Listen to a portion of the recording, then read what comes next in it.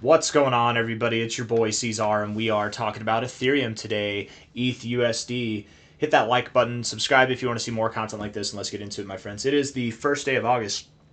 Here we are with about 7 hours, 48 minutes left in this day, sitting at $3,600, just above there. We hit a low of $3,563 today. It is looking like we do want to go a little bit lower, but Ethereum's pretty accustomed to these sideways consolidation phases, right? I mean, even here, you moved sideways for a good little bit. Here, you moved sideways for a good little bit with some blemishes to the upside, blemishes to the downside, but more or less moving sideways. We're doing that now, and I don't anticipate that this consolidation phase will be anywhere near as long as this one was. I think this is just a checkpoint before we move up higher. This is what you call stair stepping, and stair stepping is actually a very, very bullish formation, right? Where you move up in a dramatic fashion, have a horizontal channel, and then you move back up, right? And it's like stair stepping.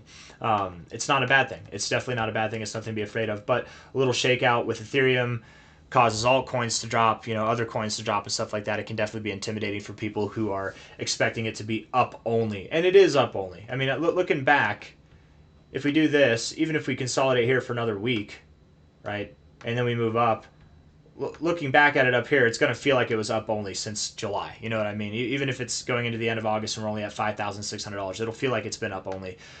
We've got a lot of growth to go, you guys, in a very short amount of time. But for the time being, I wonder if Ethereum does go a little bit lower.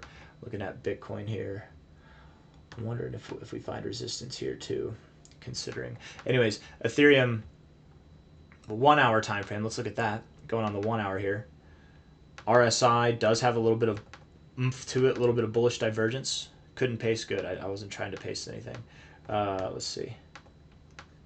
If we're looking at this here, lower lows in the price, higher lows in the RSI. That is bullish divergence, but in all fairness, it's not severe bullish divergence. Like from this low to that low, that's not that severe. This move probably already took care of that bullish divergence for you, so I'm not anticipating anything crazy from here.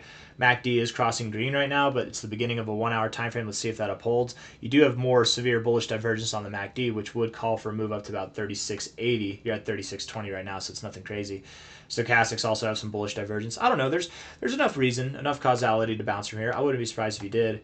You are in an overall kind of downtrend with the RSI, right? You've got lower highs and lower lows here with some blemishes to the outsides. But it looks like you want to break out, move up a little higher. Maybe you find resistance at the 50 or the 60. Yeah, you probably do grow over the coming hours. Looking at it like this, let's see, from a relative low to a relative high, where are you at? Low here, high there.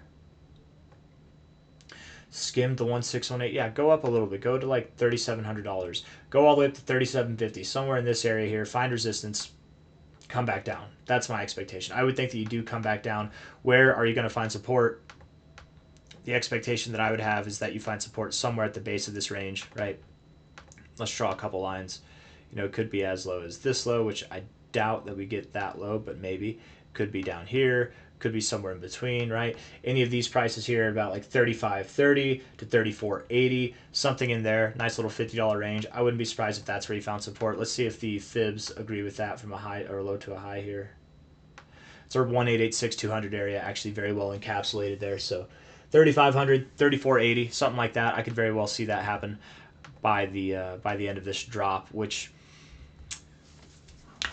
could happen over the weekend. It really could be over the weekend. We might see it happen. If not Saturday to tomorrow or Sunday the next day, then perhaps Monday or Tuesday we do that. But I wouldn't expect any crazy upside to happen from here over the weekend. With that being said, I do anticipate we move up a little bit. Perhaps where we go is about, look at that, 3,700 right there. Typically with the 382, you do go just above it too. And the fib levels that we were looking at, it was 37 to 37.50 if I remember correctly. What was it? Was it the extensions? Was it the, nope, that's not what I'm trying to do. Hold on.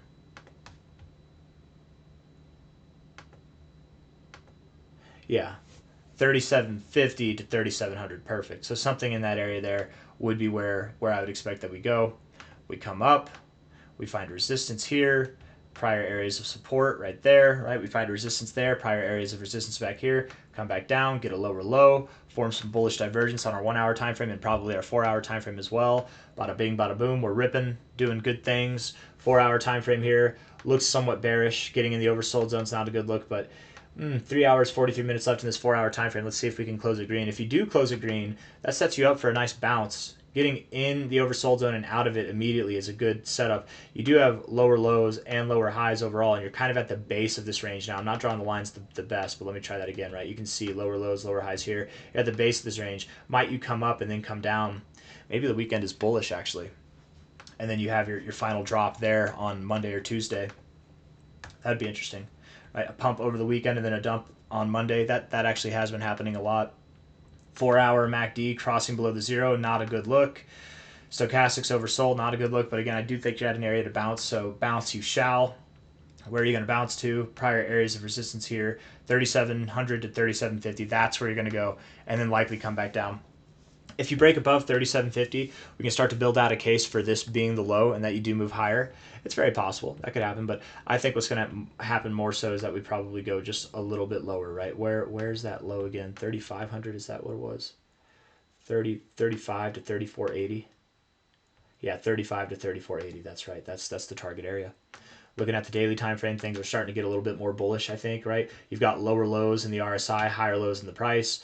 Stochastics have tanked. MACD is crossing down. Your indicators that were hot like last week have cooled off dramatically, and now you're ready to run again, right? Overall, the daily RSI is superb. It looks very bullish. You're getting deep into the overbought zone, very shallow iterations into the oversold zone, right? Especially lately, you're super bullish. So go lower. You're still going to be fine. Same thing with the stochastics. Typically, the stochastics range between the overbought zone and the oversold zone. So I would anticipate some kind of reaction like this. Not a reaction like this in the oversold zone, a very short-lived experience where you'll bounce right off of it. Once we see that, which at this point could take a couple days, here between here and Sunday or Monday, a couple of days, and then we should start moving up again. Okay, so I'm looking for that stochastics to bounce off the oversold zone. MACD isn't really telling me much other than, okay, we can go down a little bit too. And the RSI, same thing. We could bounce off the 40, we could bounce off the 50, still look good. We're up above both those areas, so go lower. Who cares? It's not a problem. Looking at the weekly time frame, here's where things really start to get exciting. Okay, weekly time frame, we're overbought in the weekly RSI, which is phenomenal. Stochastics are overbought. The MACD has just started to cross above the zero line, which is phenomenal, absolutely fantastic. And I think that all these things together will allow us to break out of this range, this little like megaphone pattern that we have here. It's going to allow us to break out of this range over the coming weeks. Even if this week closes red, which I don't think it will at this point, right? You're down about 6%, or maybe it closes red a little bit, but I think that you're going to come up over the weekend.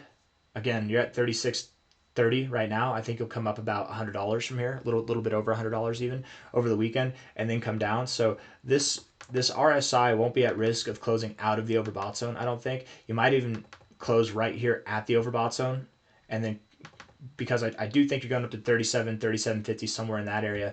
But maybe by the end of the week, maybe by late Sunday, you come back down a little bit and you bounce right off this area in the RSI. That's not a bad look, right? Getting overbought and then bouncing off your overbought zone, that's actually a really good look. So I don't mind closing here. I just wouldn't be a fan of closing any lower than where we are now. Stochastics look great. MACD looks great. All in all, we're going higher. The target expectations here from a high to a low, from last cycle's high to the bear market low there, would be something of 7,700, 7,750. To $14,000. That's your immediate target area.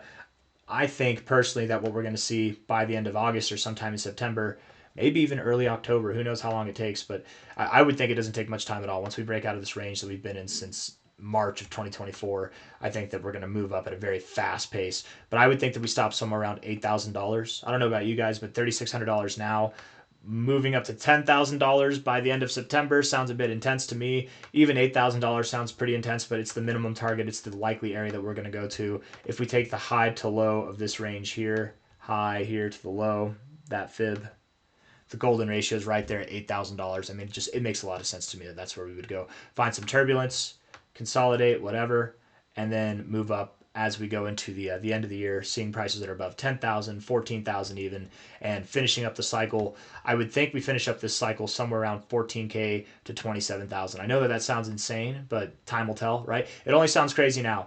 Once we're up there, it's going to be funny, right? Because I'm gonna make a very large prediction right now. Ready? So here, but from here to the end of the cycle, I think that Ethereum will be at anything from 14,000 to 20. I think 20,000, maybe 22,000, something like that. I don't think you go all the way to 26, but something like that. Sounds crazy now. But then once we're there, and it's like the beginning of 2026, March, April, May, something like that, and we're up in this area, I'm going to start to call for the cycle to be over and the high to be in, and that we're going to go lower and probably drop back down below 10K. People now are going to say I'm crazy and that that's impossible. People then are going to say I'm crazy and think it's impossible too. But and then they'll all say the same thing. You're always wrong. You're always wrong, but you never admit whenever I'm right. So I'm not always wrong, right? I'm definitely not always right. I've been right before. I'll be right again. I've been wrong before. I'll be wrong again.